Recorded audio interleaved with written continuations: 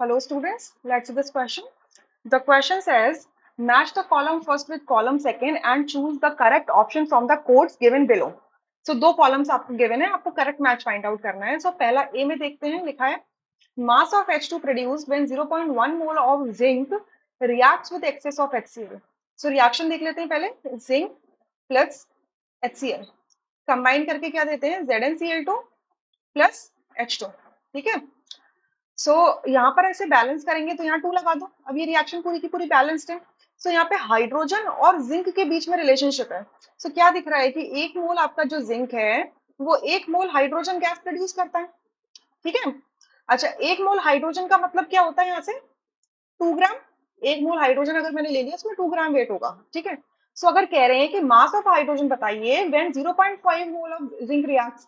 सो 0.5 अगर मैंने मोल इसका ले लिया, जिंक का ले लिया, तो हाइड्रोजन के कितने मोल बनेंगे. देखो 1:1 का रेशियो है, तो 0.5 से कितने बनेंगे, 0.5 मोल बनेंगे हाइड्रोजन के.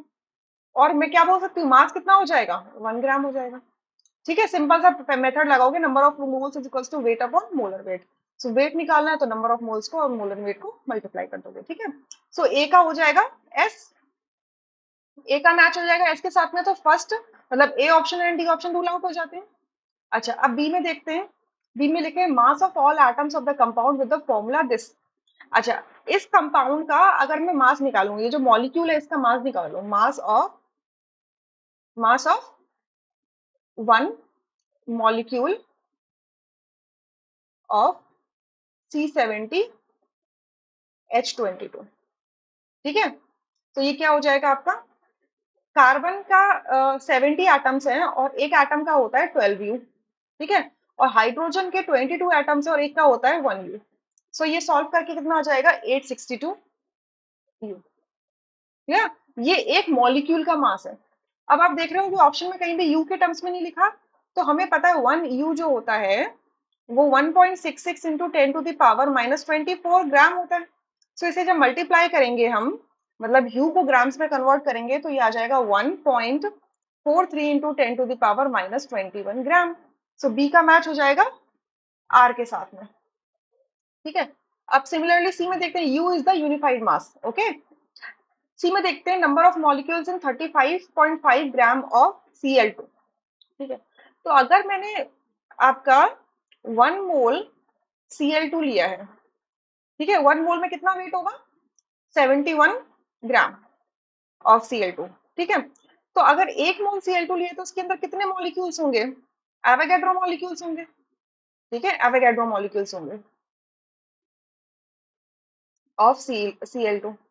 सो अगर मैंने 35.5 ग्राम ले लिया, ठीक है, इतना Cl2 ले लिया, तो कितना हो जाएगा, Na/71 इंटू 35.5. सो इसको डिवाइड करेंगे तो 82 आएगा, तो Na/2 हो जाएगा. सो Na की वैल्यू क्या होती है, 6.022 या 6.023 इंटू 10⁻23. सो डिवाइड करेंगे तो आ जाएगा 3.01 इंटू 10⁻23 मॉलिक्यूल ऑफ Cl2. सो सी का मैच हो जाएगा आपका पी के साथ में. अब सिमिलरली हम डी में देखेंगे तो यहाँ लिखा है number of molecules in 64 gram of SO2. So again अगर मैंने 1 मोल SO2 का लिया है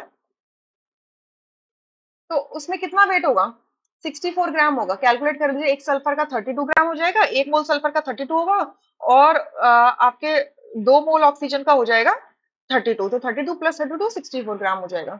तो 64 ग्राम हो गया. और 1 मोल के अंदर एवोगैड्रो पार्टिकल्स होते हैं. ठीक है. तो हमसे पूछा वही है कि 64 ग्राम में कितने मॉलिक्यूल्स होंगे.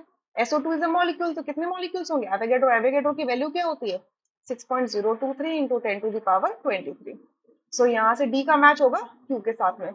सो एस आर पी क्यू यानी कि बी ऑप्शन करेक्ट है, rest options would be incorrect. I hope you understood. Thank you.